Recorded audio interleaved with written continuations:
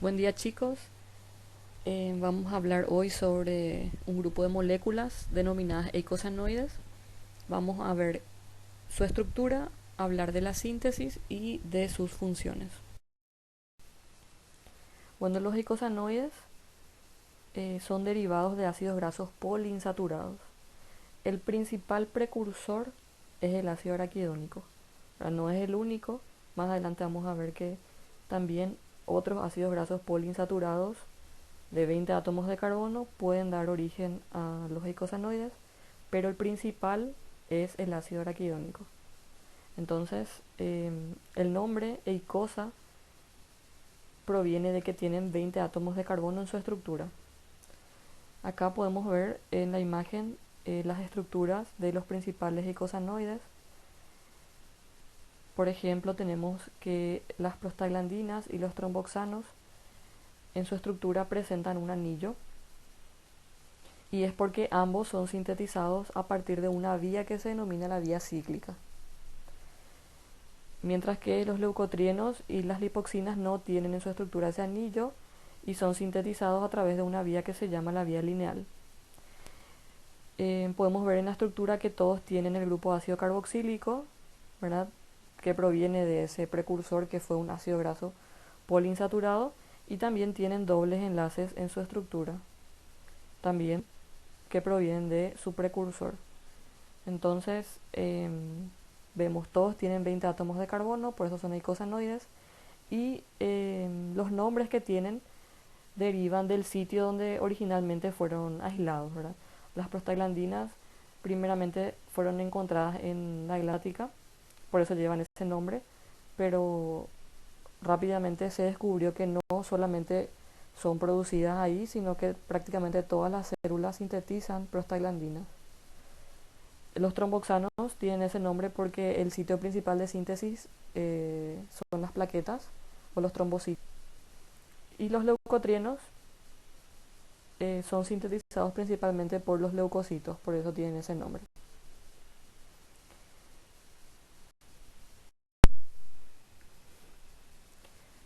Vamos a hablar un poquito sobre las características que tienen en general todas estas moléculas, a todos los eicosanoides. Presentan potentes propiedades fisiológicas. Esto quiere decir que a una pequeña concentración de estas moléculas ya se pueden observar los efectos. Tienen un recambio metabólico muy rápido, es decir, que no duran mucho tiempo en el medio celular o en circulación. Una vez que se sintetizan, ya ejercen su función.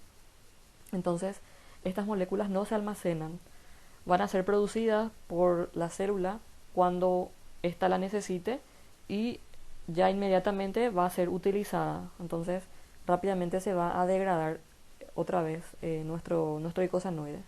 Por eso decimos que presenta un rápido recambio metabólico.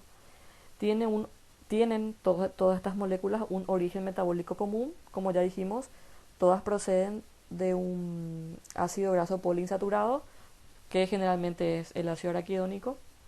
No tienen un rol energético, esto es muy importante porque hasta ahora ustedes vieron que los ácidos grasos, o sea, la función de los ácidos grasos es la de suministrar energía mediante su oxidación, ¿verdad? Producir ATP mediante su oxidación. Pero estas moléculas, que si bien son derivados de ácidos grasos, no tienen la función de producir ATP, sino que su función es más bien de regular ciertos procesos como por ejemplo la inflamación. Entonces tienen efectos regulatorios, no energéticos. Bueno, como ya les mencioné anteriormente, tanto las prostaglandinas como los tromboxanos proceden de una vía común que se llama la vía cíclica, y los leucotrienos proceden de una vía diferente que es la vía lineal.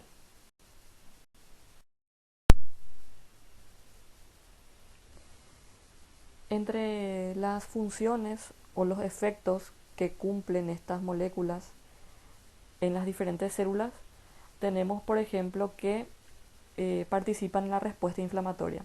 Por eso muchas veces a los eicosanoides se los llama mediadores de la inflamación, porque la gran mayoría participa en esa respuesta inflamatoria. Por ejemplo, mediando la duración y la intensidad del dolor y de la fiebre. Por otro lado, también tenemos eicosanoides que lo que van a hacer es que esa respuesta inflamatoria termine o se detenga, que es lo que tenemos acá al final, que algunos de ellos participan en la limitación de los fenómenos inflamatorios. Entonces podemos decir que algunos son proinflamatorios y que otros van a ser eh, capaces de resolver esa inflamación o de que ese fenómeno que esa respuesta inflamatoria termine.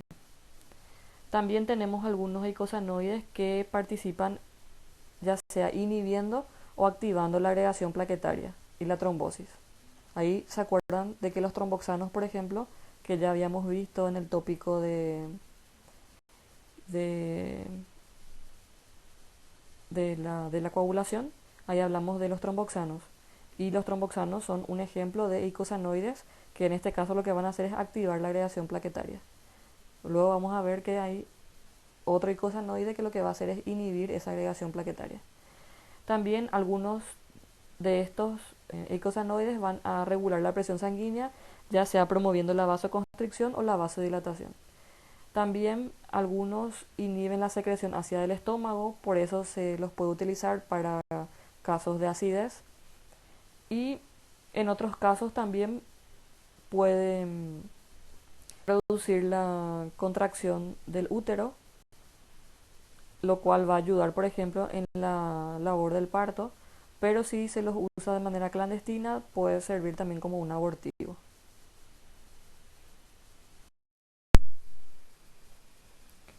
Muchas veces se compara los eicosanoides con las hormonas porque ambos ejercen sus efectos fisiológicos específicos sobre células diana. En ambos casos, ¿verdad? Tenemos que estas moléculas van a generar un efecto específico sobre una célula, pero se diferencian en que los eicosanoides actúan localmente.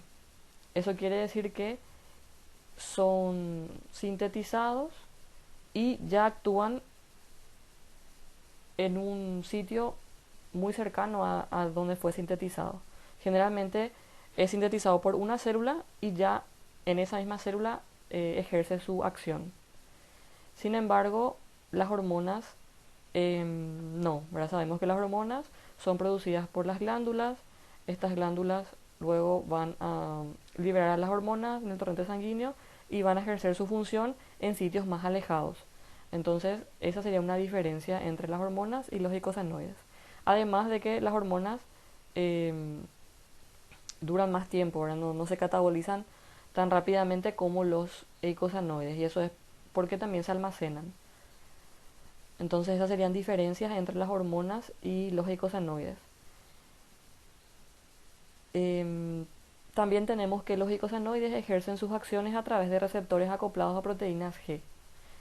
Un ejemplo de esto ya lo vimos en el caso de los tromboxanos, cuando sus compañeros en el tópico hablaron de que los tromboxanos se unían a receptores plaquetarios que estaban acoplados a proteínas del tipo GQ y que esa proteína GQ luego lo que hacía era activar una fosfolipasa C para generar IP3 y glicerol. Ese es un ejemplo, pero tenemos que todos los icosanoides ejercen su acción a través de receptores acoplados a proteína G. Y dependiendo del tejido o de la célula donde se sintetice el eicosanoide, va a ir variando la acción que va a tener.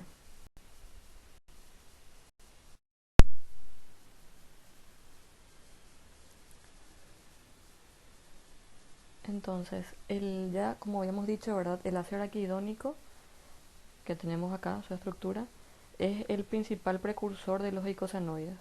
Es un ácido graso poliinsaturado de 20 átomos de carbono. Y dependiendo de qué enzimas se encuentren en las diferentes células o en los diferentes tejidos, entonces se van a ir produciendo los diferentes eicosanoides. Por ejemplo, en el hígado se producen leucotrienos, prostaglandinas. También en los riñones tenemos la prostaglandina I y la E. En los leucocitos tienen las enzimas necesarias para producir los leucotrienos. prostaglandina E2 y las plaquetas que principalmente lo que producen es tromboxano A2. Entonces, dependiendo de la dotación enzimática, es decir, de las enzimas que se encuentren en las células, se van a generar los diferentes eicosanoides y eso va a tener un efecto en cada célula, que puede ser, como ya vimos, la activación, o sea, la agregación plaquetaria, puede ser una respuesta inflamatoria, puede ser una vasoconstricción, una eh, vasodilatación.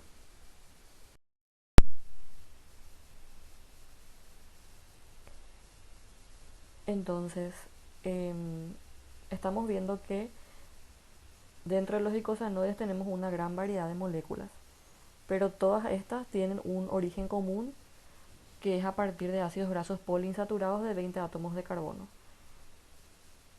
Los principales precursores son estos tres que vemos acá, siendo otra vez el principal, valga la redundancia, el ácido araquidónico.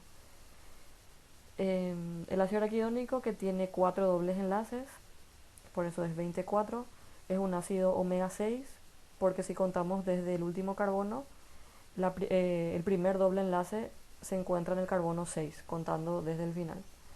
Y su nombre IUPAC, que es el ácido 5, 8, 11, 14 eicosa tetranoico.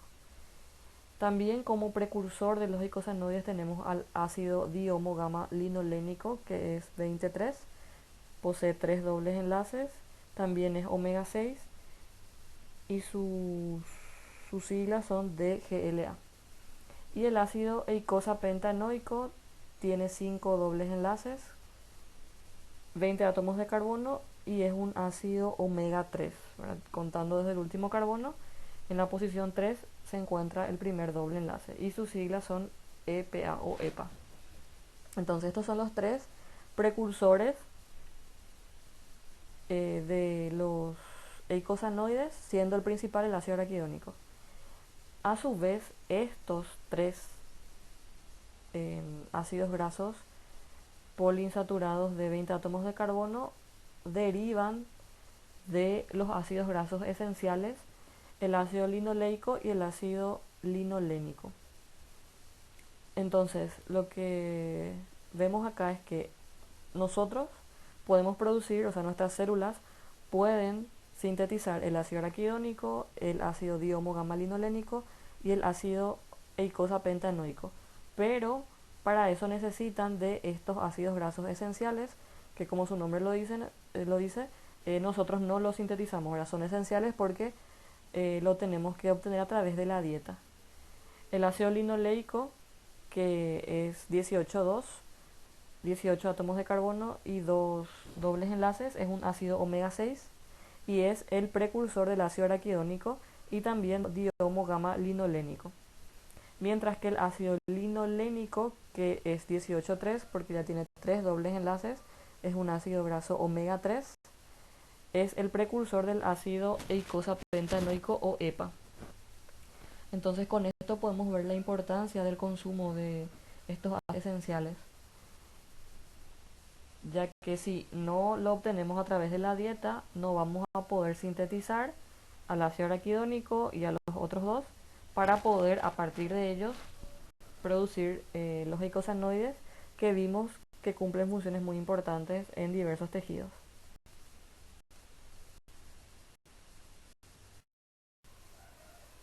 Vamos a hablar de la síntesis del principal precursor, que es el ácido araquidónico.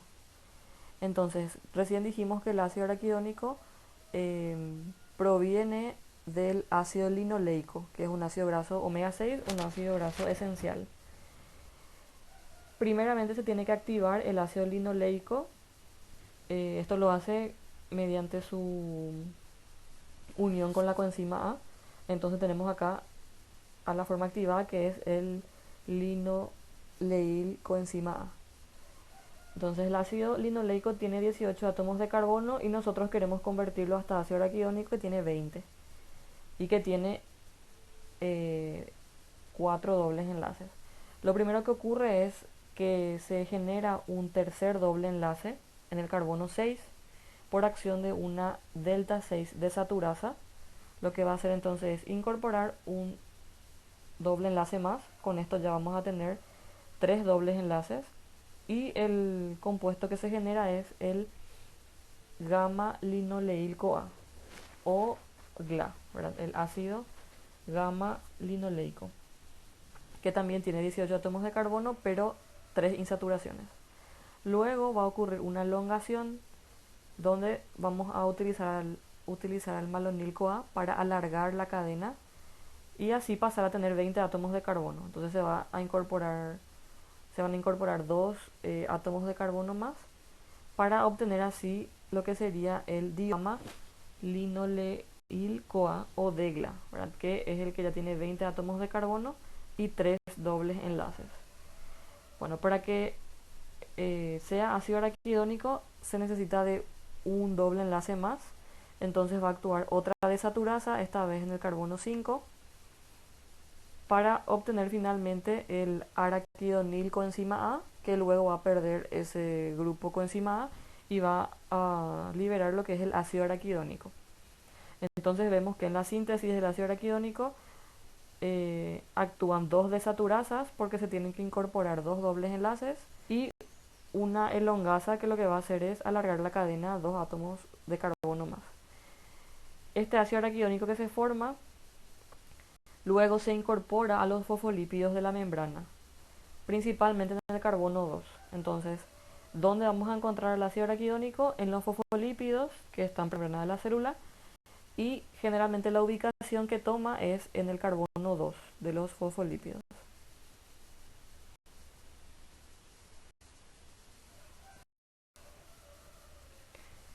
Entonces acá podemos ver lo que sería la estructura de un fosfolípido de membrana. Tenemos el carbono 1, el carbono 2, el carbono 3. Generalmente en el carbono 2 es donde se incorpora el ácido araquidónico una vez que se sintetiza. Podemos ver acá los 20 átomos de carbono y las 4 insaturaciones. Y lo que va a ocurrir después cuando la célula necesite sintetizar algún tipo de icosanoide, entonces la fosfolipasa A2 lo que va a hacer es hidrolizar este enlace del fosfolípido para liberar el ácido araquidónico. Entonces, por acción de la fosfolipasa A2 se libera el ácido araquidónico que se encuentra incorporado en los fosfolípidos de membrana, y a partir del ácido araquidónico ya libre pueden actuar diversas enzimas para dar origen a los diferentes eicosanoides. Tenemos que si sobre el ácido araquidónico actúa la enzima que es PGH sintasa o prostaglandina H sintasa, entonces eso va a dar lugar a la síntesis de prostaglandinas y tromboxanos, o también a esta vía se la llama la vía cíclica. Mientras que si la enzima que actúa sobre el ácido araquidónico es la LOX o lipoxigenasa, lo que estamos haciendo es active la vía lineal para la generación de leucotrienos.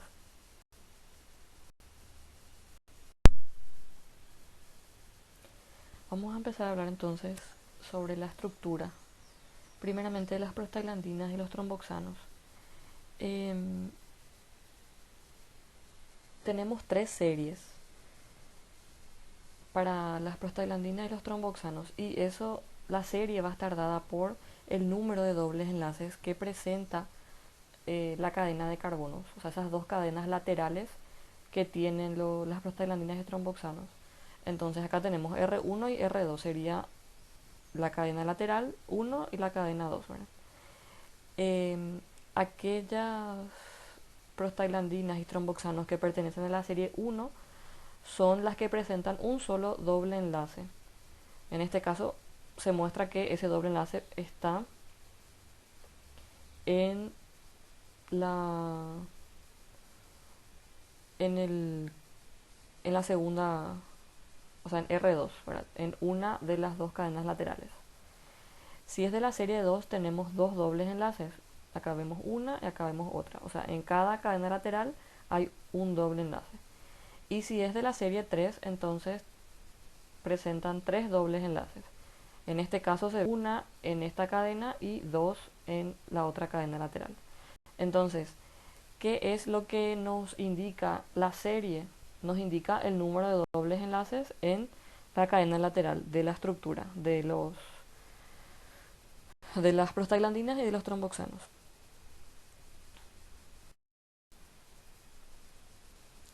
Entonces,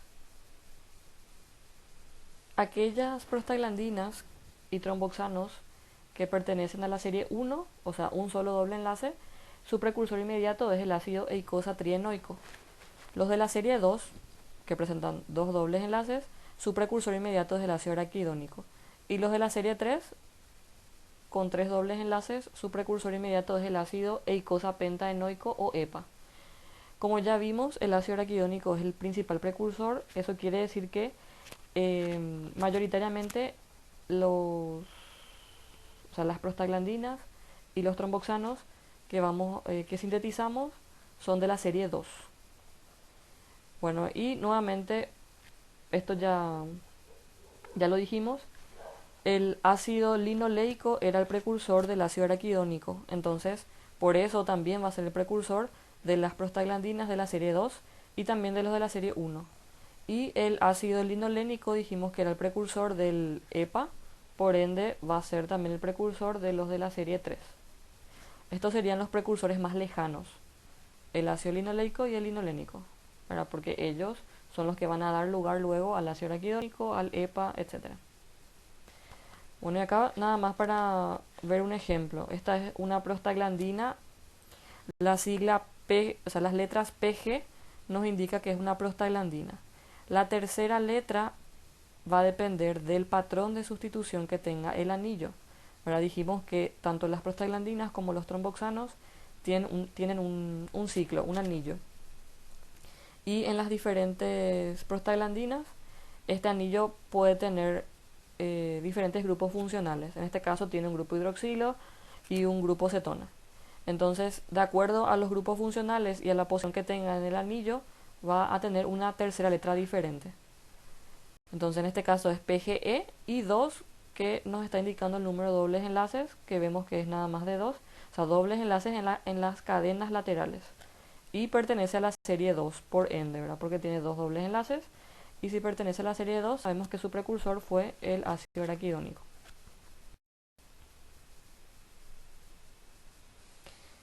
Bueno, acá podemos ver la estructura de las diferentes prostaglandinas.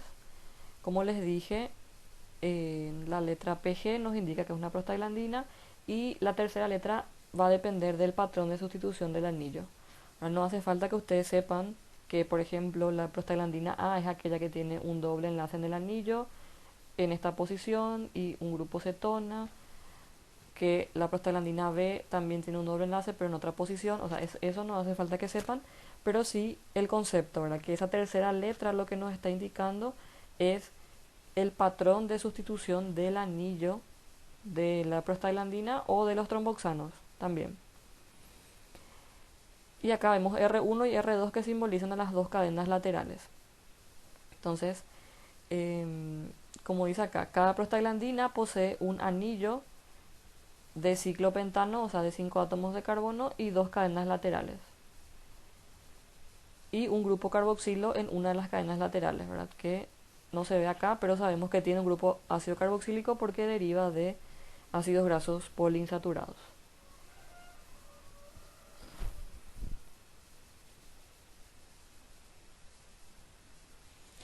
Algunas de las prostaglandinas importantes son, por ejemplo, la PGI, que se lo llama también prostaciclina. Entonces es bueno que recuerden que a la PGI se la conoce también como prostaciclina y vamos a ver más cuál es una de sus funciones. Vamos a comenzar con la biosíntesis de los eicosanoides. Esta biosíntesis ocurre en todas las células excepto en los eritrocitos y tenemos dos vías. La vía cíclica, que se llama así porque el producto va a contener un ciclo, un anillo, y la vía cíclica va a dar origen entonces a las prostaglandinas y a los tromboxanos. Ambos también se conocen con el nombre de prostanoides. Y la vía lineal, que se llama así porque los productos no tienen ningún anillo o ciclo, en este caso se van a generar los leucotrienos y las lipoxinas. Entonces, la vía cíclica es aquella que va a dar origen a las prostaglandinas y a los tromboxanos.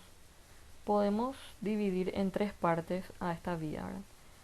Primeramente, lo que tiene que ocurrir es la liberación del ácido araquidónico que se encuentra en los fosfolípidos de la membrana, que habíamos dicho que se encuentra generalmente en el carbono 2.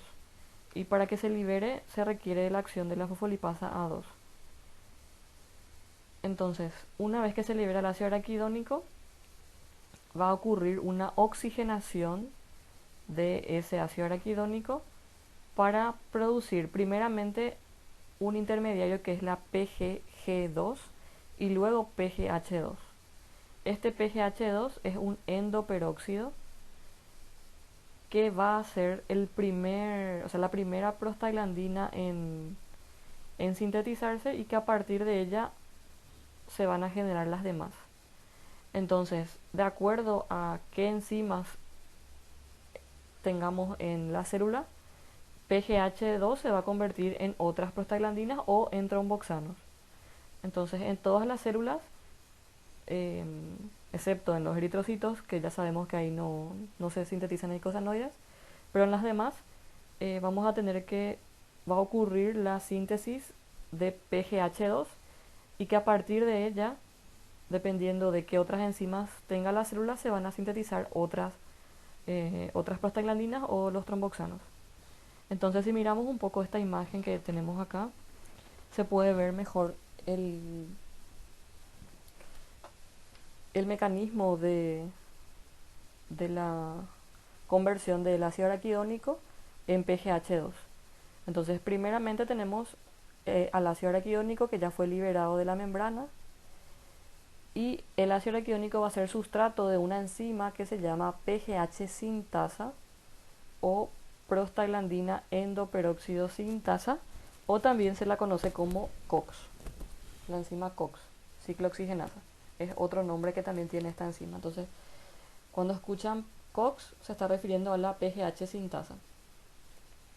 Entonces, esta enzima PGH sintasa o COX es una enzima bifuncional. Tiene una función ciclooxigenasa y una función peroxidasa. Entonces, primeramente actúa la función ciclooxigenasa, donde utilizando oxígeno lo que va a ocurrir es que se va a ciclar el ácido araquidónico, o sea, se va a formar un ciclo para luego dar lo que se conoce como PGG2. Entonces, lo que ocurre es que se incorpora una molécula de oxígeno primeramente para formar un endoperóxido, o sea, un peróxido en el ciclo, y luego una segunda molécula de oxígeno se va a incorporar, pero esta vez para producir un peróxido en una de las cadenas laterales. Entonces, PGG2 tiene tanto un peróxido en la cadena lateral como un endoperóxido, o sea, un peróxido en el ciclo. Eso es lo que hace la actividad ciclooxigenasa. Incorpora estas dos moléculas de oxígeno. Luego la actividad hidroperoxidasa lo que va a hacer es reducir este peróxido de la cadena lateral utilizando glutatión. O sea, utiliza el glutatión reducido para reducir a este peróxido a un grupo hidroxilo. Y finalmente entonces obtenemos a esta molécula que es PGH2, que sería el precursor de todas las demás prostaglandinas y tromboxanos. Entonces tenemos que recordar en esta parte que la PGH sintasa entonces es una enzima bifuncional, tiene una actividad ciclooxigenasa y una actividad peroxidasa. Y también se la llama enzima COX a la PGH sintasa. Entonces acá podemos ver nuevamente a partir del ácido araquidónico por acción de la enzima PGH sintasa o prostaglandina endoperóxido sintasa o COX, se va a producir la primera prostaglandina, que es PGH2, y a partir de ella, por ejemplo, si en la célula tenemos a la enzima prostaciclina sintasa, lo que va a ocurrir es que PGH2 se va a convertir en PGI2. Esto, por ejemplo, ocurre en las células del endotelio vascular. Ahí se sintetiza prostaciclina. Entonces es porque tienen esta enzima prostaciclina sintasa. También, por ejemplo, a partir de PGH2 se van a producir PGE2, PGF2 o PGD2 por acción de diversas enzimas. Y en las plaquetas, por ejemplo, PGH2 puede ser la tromboxano sintasa para producir tromboxano A2, y este luego puede dar tromboxano B2. Entonces ya esto va a depender de en qué célula eh, se haya producido esta PGH2. Dependiendo de la dotación enzimática de la célula, se van a ir generando eicosanoides.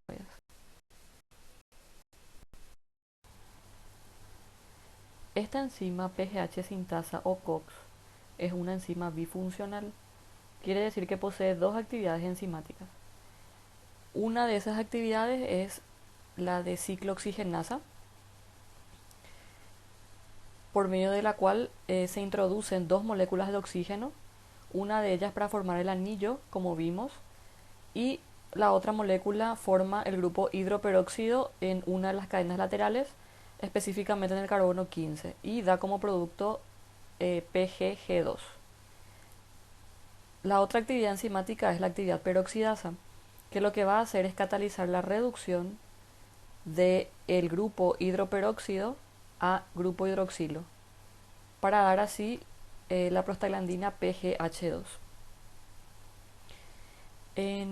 Se vio que en las células de los mamíferos tenemos dos formas distintas de esta enzima PGH sintasa, que se denominan PGH1 y PGHS2.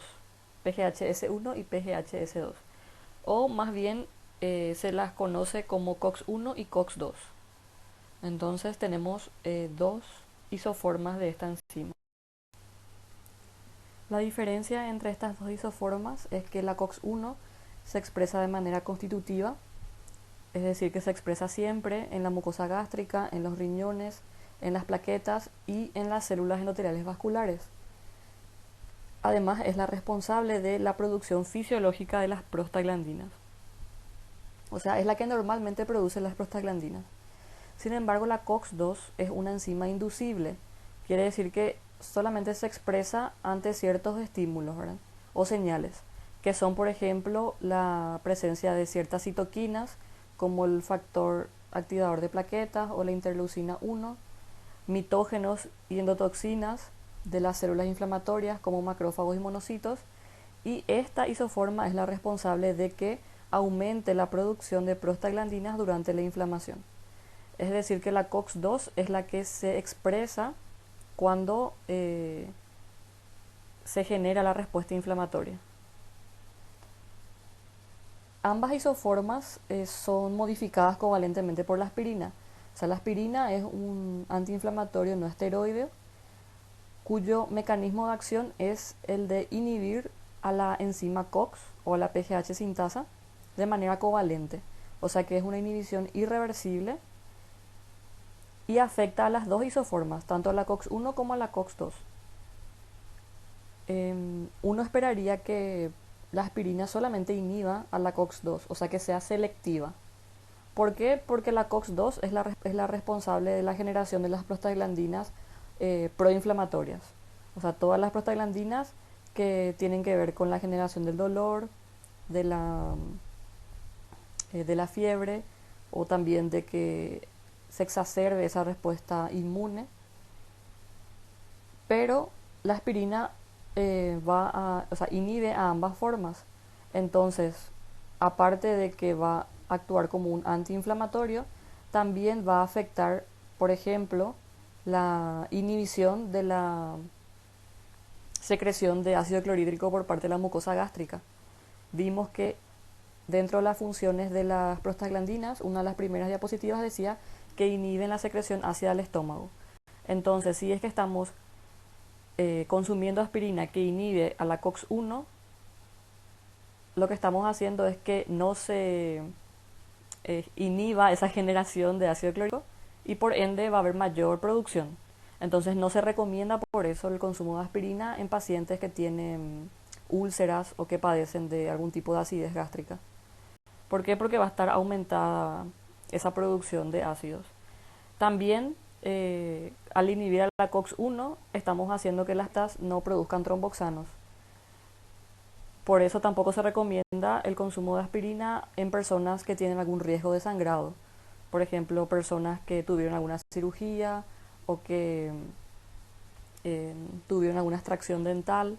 O cuando tenemos dengue, por ejemplo, no se recomienda el consumo de aspirina porque en ese caso afecta las plaquetas, el dengue, ¿verdad? Y puede haber hemorragias.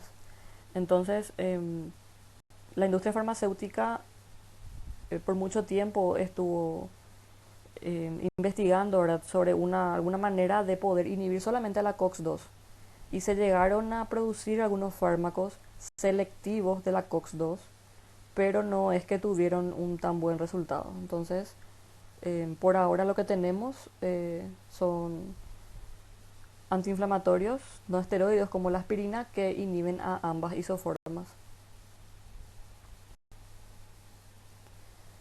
Bueno, en esta imagen es nada más para volver a recordar la vía cíclica, la síntesis de prostaglandinas y tromboxanos, ¿verdad? Que empieza con el ácido araquidónico liberado de las membranas, de los fosfolípidos de membrana. La enzima PGH sintasa o COX es la que convierte el ácido araquidónico en PGH2. Para eso utiliza oxígeno molecular y glutatión reducido. Y PGH2 luego va a convertirse en las diferentes prostaglandinas y tromboxanos dependiendo de en qué célula se encuentre. Bueno, vamos a hablar un poquitito más de las prostaciclinas y de los tromboxanos. Ya vimos dónde se sintetizan, ¿verdad? Las prostaciclinas por medio de la prostaciclina sintasa se sintetiza en la célula endotelial y ahí su función es la de producir dilatación de la pared vascular y una disminución de la agregación plaquetaria. Mientras que los tromboxanos son sintetizados en las plaquetas por acción de la tromboxano sintasa y tienen una función contraria a las prostaciclinas, ¿verdad? Porque promueven la agregación plaquetaria y la contracción de la pared vascular. Vemos entonces que son dos eicosanoides que tienen acciones opuestas. Ahora vamos a hablar un poco sobre sobre la aspirina como anticoagulante, ¿verdad? Habrán escuchado que muchas veces se le recomienda a las personas de mayor edad que consuman dosis bajas de aspirina, eh, ya que es un anticoagulante, ¿verdad? Y el hecho de que actúe como anticoagulante está justamente en que va a inhibir la síntesis de tromboxanos, porque la aspirina inhibe a la PGH sintasa. Entonces, las plaquetas no van a sintetizar tromboxanos y por ende no van a promover la agregación plaquetaria y eso va a hacer eh, que, que, que no haya riesgo de trombos, ¿verdad? Ahora, tenemos que pensar un poco que al consumir aspirina no solamente estamos inhibiendo la síntesis de tromboxanos, estamos inhibiendo la síntesis de todos los eicosanoides de la vía cíclica, ¿verdad? Porque la aspirina actúa a nivel de la primera enzima, de la COX. Entonces no se van a producir tromboxanos, tampoco prostaciclinas ni las demás prostaglandinas. En el caso de las prostaciclinas, como tampoco se van a generar cuando estamos consumiendo aspirina, las prostaciclinas tenían una acción contraria, ¿verdad? En este caso lo que hacen es disminuir la agregación plaquetaria. Entonces uno pensaría que el consumo de aspirina como que no tiene mucho sentido, porque en este caso estamos inhibiendo a una molécula que que disminuye la agregación plaquetaria, que es lo que queremos nosotros, que no haya agregación plaquetaria. Pero tenemos que pensar, o sea, para poder entender esto, tenemos que pensar dónde se sintetizan cada una de estas moléculas, ¿verdad? Las proteínas se sintetizan en las células endoteliales que tienen núcleo, mientras que los tromboxanos en las plaquetas que no tienen núcleo. Entonces, al inhibir a la COX de las células endoteliales no se van a generar prostaciclinas, pero como la célula endotelial posee núcleo, entonces es capaz de sintetizar nueva enzima, o sea, una nueva COX. Y esa nueva COX sí va a ser funcional y sí va a poder producir prostaciclinas. Sin embargo, los tromboxanos, que son generados por las plaquetas, en este caso no van a, como las plaquetas no tienen núcleo, entonces estas plaquetas no van a poder producir tromboxanos hasta que termine su vida media, ¿verdad? O sea, porque es más o menos de 4 días. Entonces, el efecto final o el efecto neto del consumo de aspirina es a favor de la circulación o que sea un antiagregante, porque los tromboxanos no se van a producir porque estamos inhibiendo la COX de las plaquetas, pero las prostaciclinas van a volver a producirse porque la célula endotelial va a ser capaz de sintetizar nueva COX. Entonces es por eso que el resultado neto es a favor de la circulación.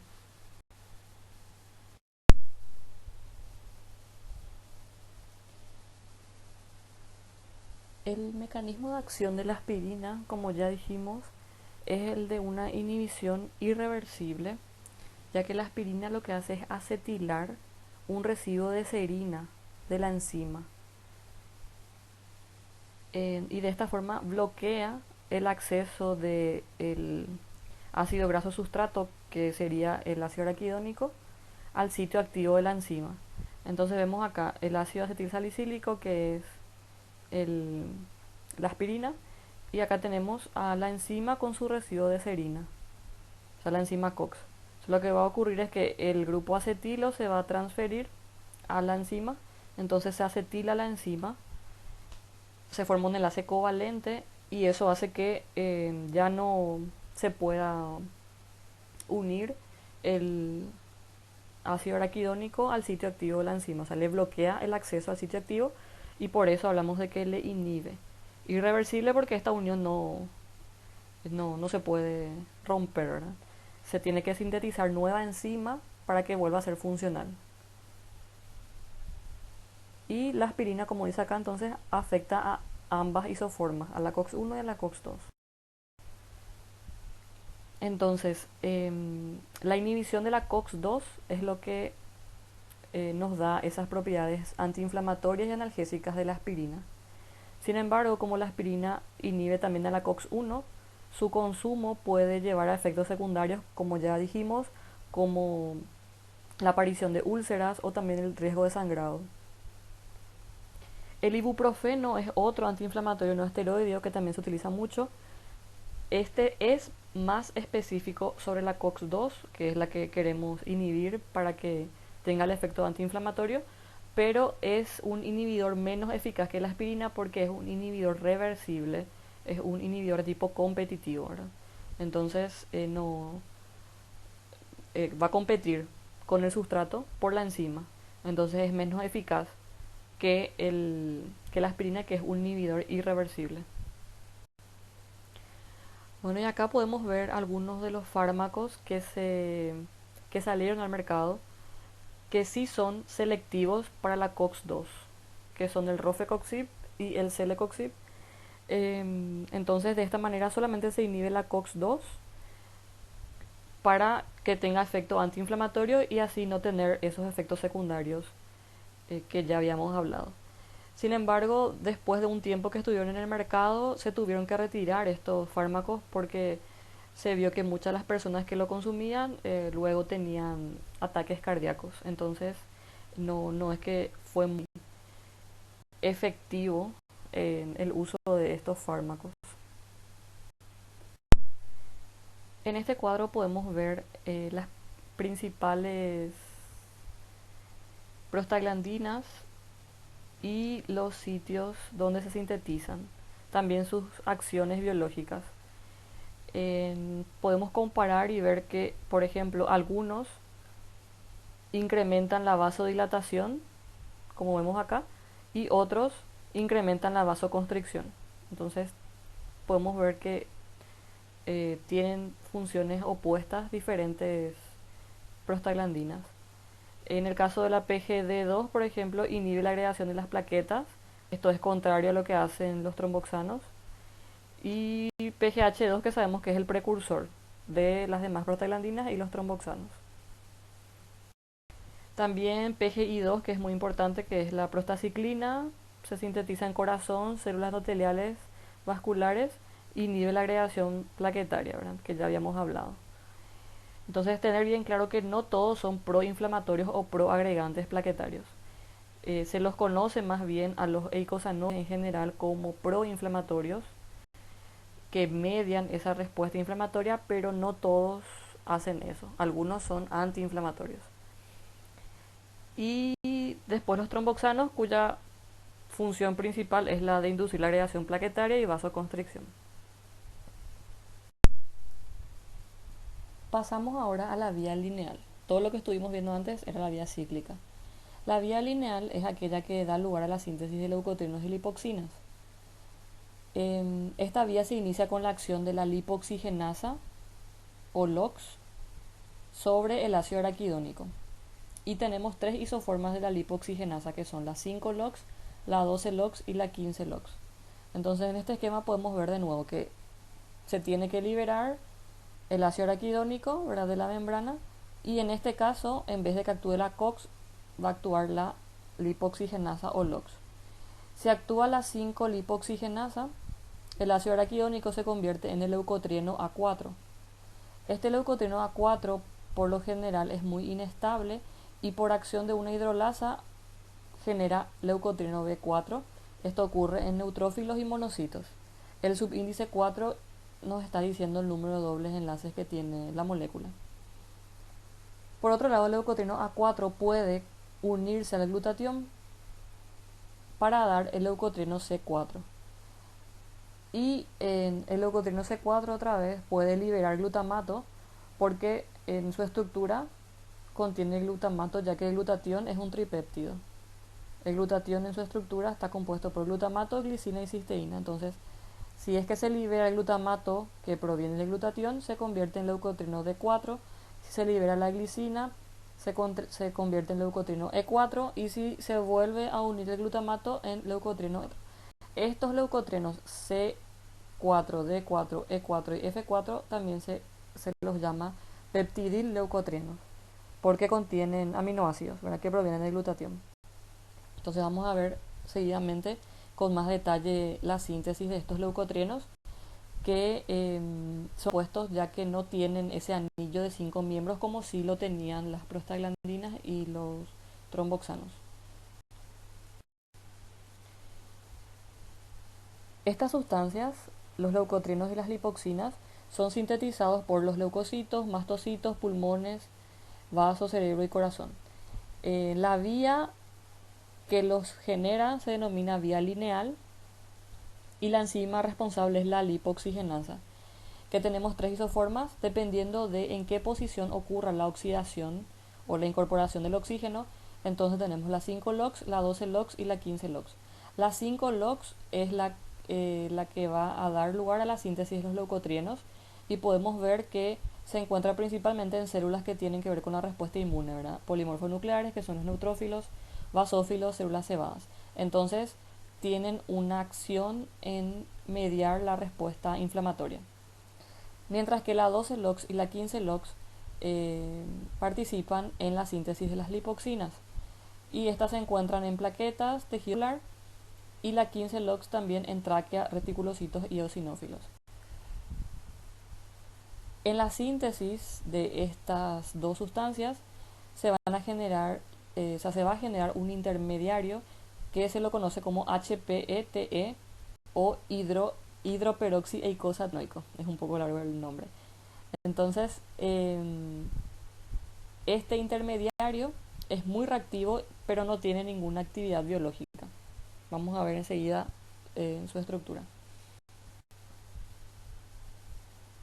Entonces acá podemos ver al ácido araquidónico en el medio y dependiendo de la posición en donde se lleva a cabo la oxidación, entonces tenemos que va a actuar la 5-LOX, tenemos la 12, la 15 y acá también hay una 8-lipoxigenasa. Y lo que va a ocurrir es que se va a incorporar oxígeno en forma de peróxido, o sea, de hidroperóxido.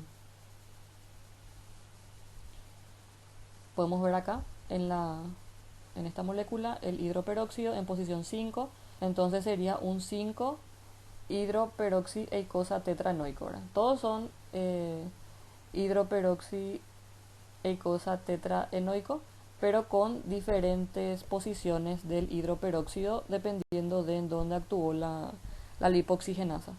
Entonces este intermediario común tanto en lipoxinas como leucotrienos, estos intermediarios son muy reactivos pero no tienen una actividad biológica, o sea, tienen que convertirse en otro compuesto para que sí tengan una actividad biológica.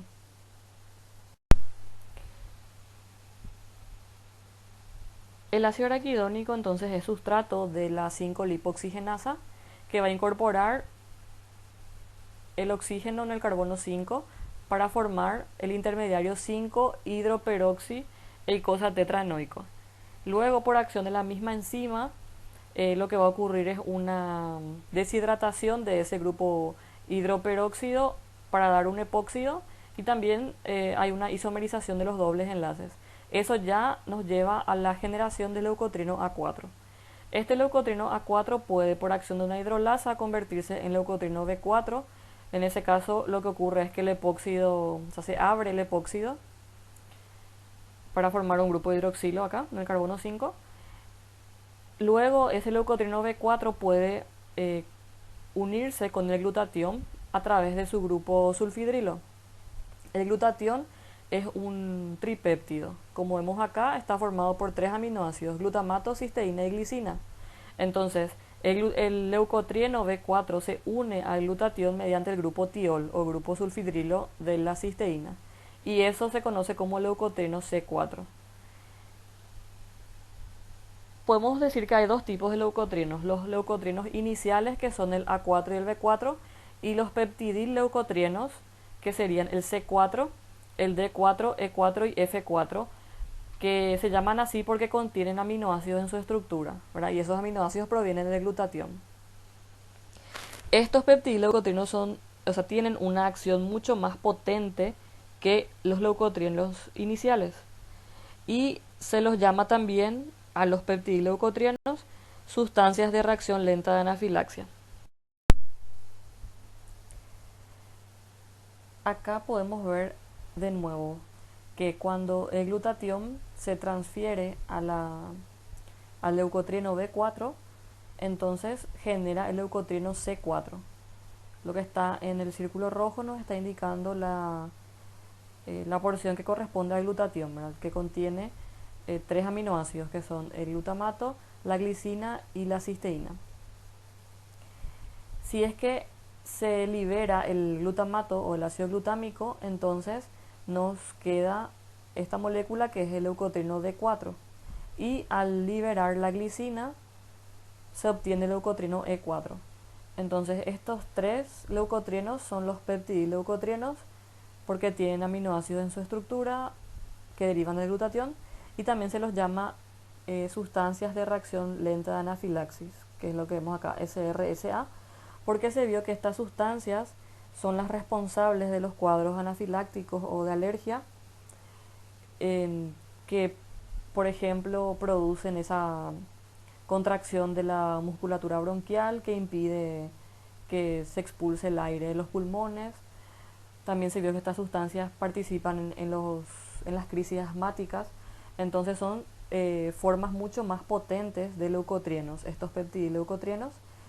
También otra cosa que hacen es atraer a las células la respuesta inmune, como los neutrófilos, macrófagos, eosinófilos, pero generan una respuesta muy exagerada.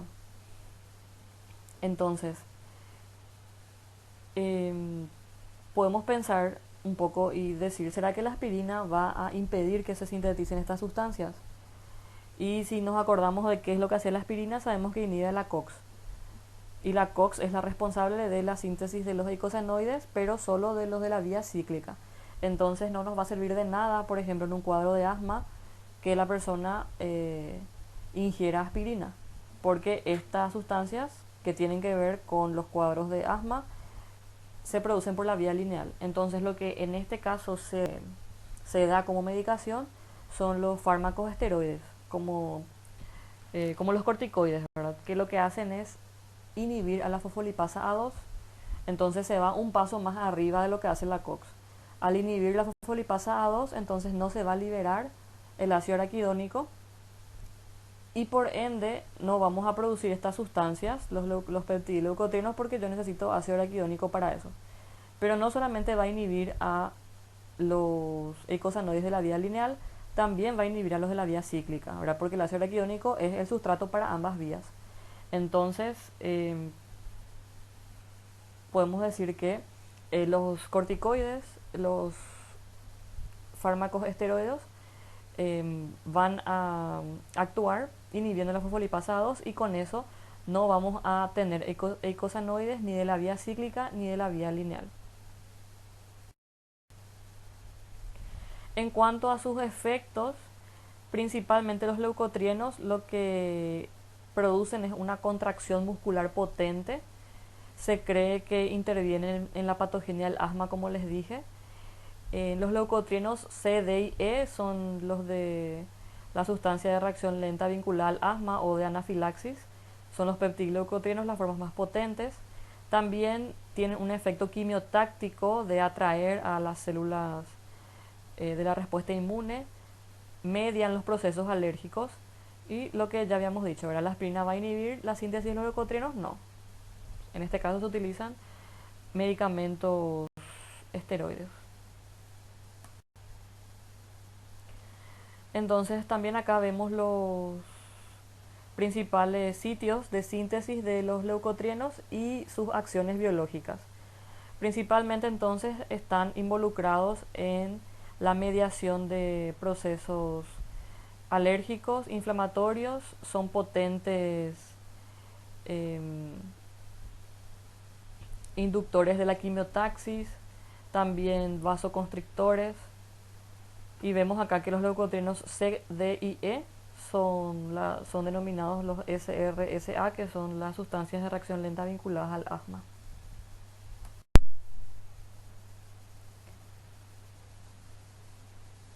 El otro grupo de eicosanoides de la vía lineal son las lipoxinas, que se caracterizan por ser potentes antiinflamatorios y contrarrestan la acción de los proinflamatorios, como por ejemplo el leucotrieno A4, también la prostaglandina E2 y el tromboxano A2, ¿verdad? Estos son eicosanoides que son fuertemente proinflamatorios, mientras que las lipoxinas tienen un efecto antiinflamatorio.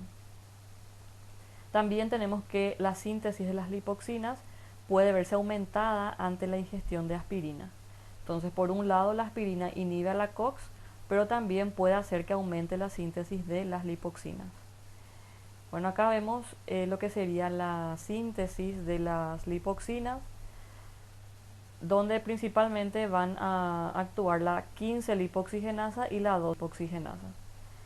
Y por otro lado también la acción de la aspirina, que lo que va a hacer es la generación de las denominadas epilipoxinas o también de lipoxinas disparadas por aspirina, también se las conoce con ese nombre.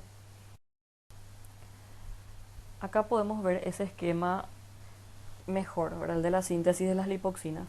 Hay tres vías para la síntesis de las lipoxinas.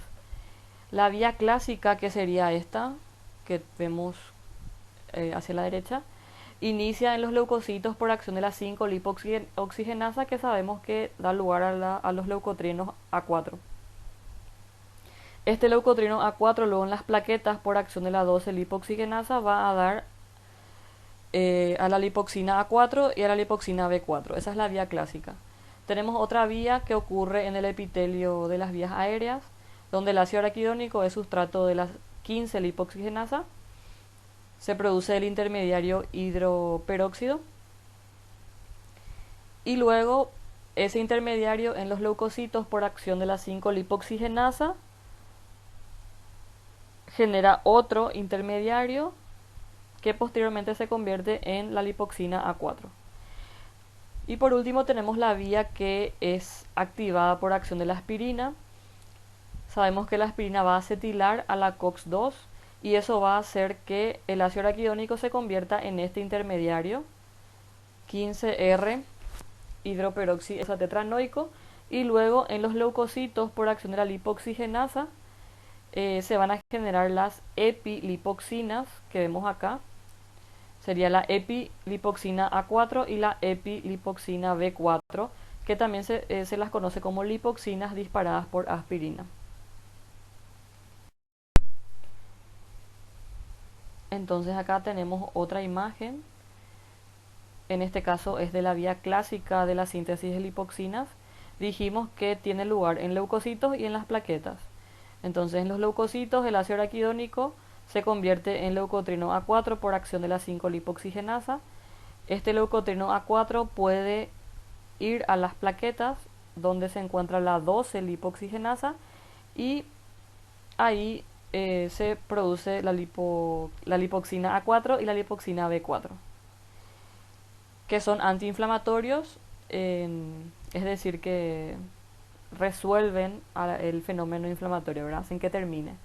Vemos en su estructura que son compuestos lineales, ya no tenemos ese ciclo de 5 átomos de carbono y presentan 4 dobles enlaces, por eso el subíndice 4.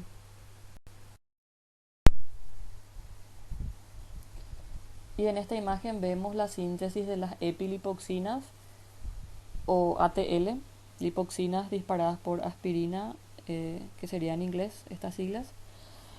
Y vemos entonces que la aspirina va a acetilar a la COX-2, eso va a hacer que no se generen las prostaglandinas, o sea que no haya síntesis de prostaglandinas, pero esa acetilación hace que el ácido araquidónico se convierta en este intermediario que es R.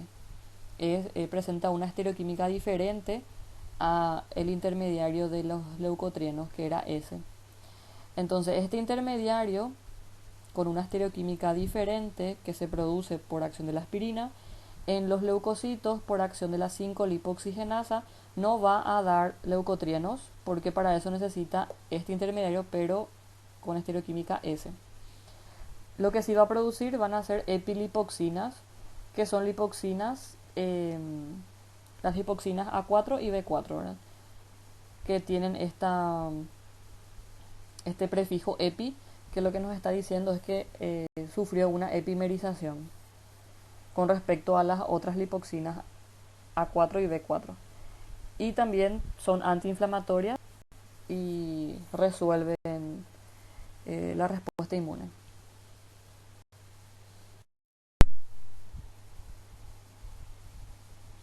Las lipoxinas entonces van a contrarrestar los efectos proinflamatorios de las prostaglandinas, leucotrienos y tromboxanos.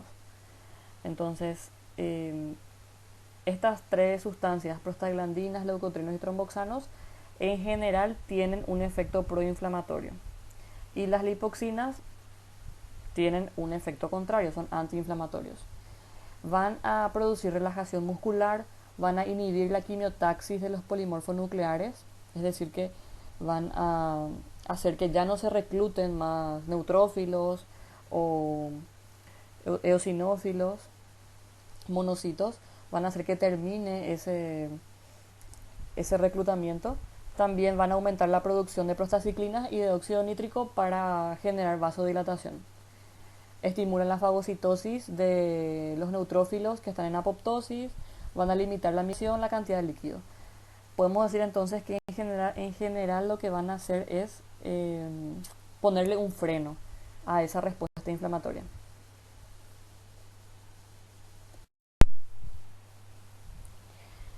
Por último vamos a hablar de estas dos sustancias que son las resolvinas y las protectinas, que también son eicosanoides, pero no vamos a entrar en mucho detalle, solamente mencionar sus acciones y ver un poco las estructuras. Ambos, tanto las resolvinas como las protectinas, tienen una acción antiinflamatoria, al igual que las lipoxinas, y también su síntesis se puede ver aumentada por acción de la aspirina. En el caso de las resolvinas tenemos dos series. Las de la serie E derivan de EPA, que es el ácido eicosapentaenoico, mientras que los de la serie D derivan del DHA, que es el ácido docosahexaenoico. Entonces, en este caso no estamos hablando de un eicosanoide, ¿verdad? Porque eicosanoide tiene 20 átomos de carbono. En este caso, el DHA es un docosanoide porque tiene 22 de carbono. Por otro lado tenemos las protectinas, donde el principal es la PD1, que deriva también del DHA. Entonces también es un docosanoide. Entonces las resolvinas de la serie E son eicosanoides porque derivan de ácido graso poliinsaturado de 20 átomos de carbono, pero las de la serie D y las protectinas son docosanoides porque derivan del DHA. Vamos a ver un poco las estructuras, eh, pero no vamos a ver con tanto detalle la síntesis. En este caso vemos la síntesis de las resolvinas de la serie E, que dijimos que sí son eicosanoides porque su precursor es un ácido graso poliinsaturado de 20 átomos de carbono, que es el ácido eicosapentaenoico.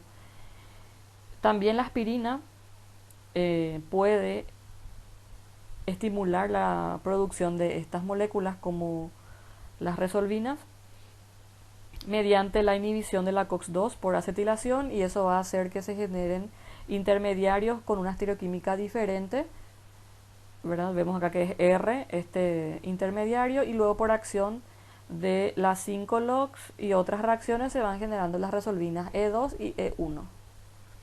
Vemos en su estructura que también son moléculas lineales y vemos la presencia de varios dobles enlaces. Entonces las resolvinas lo que hacen es reducir la inflamación, regulan la infiltración de los polimorfos nucleares, también reduce la función de las células dendríticas y, como su nombre lo dice, lo que hacen es resolver la respuesta inflamatoria, ¿verdad? Hace que se detenga esa respuesta inflamatoria. Tiene una función muy parecida a las lipoxinas.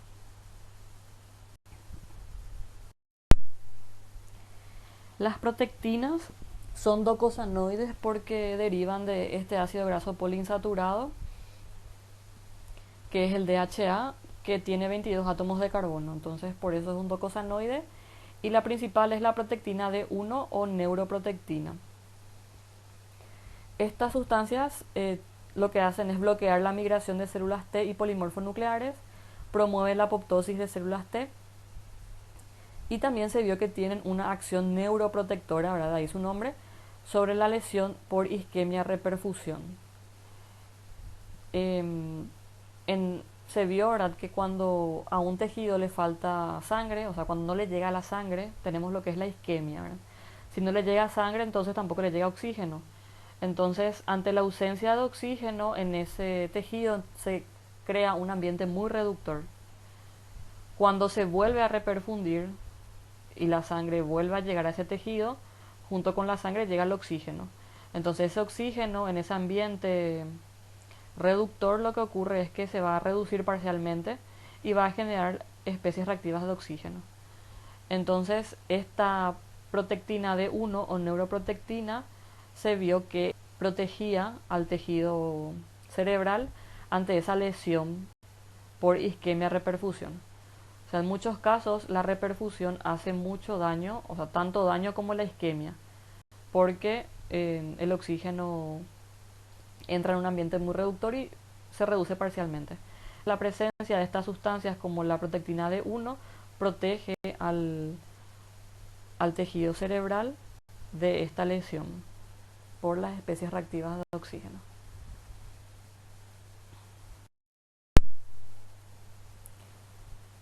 Entonces terminamos con esto, chicos. Espero que haya quedado todo claro y acuérdense que este contenido entra en el siguiente parcial. Cualquier duda, entonces nos escriben al correo. Que tengan un buen resto de jornada.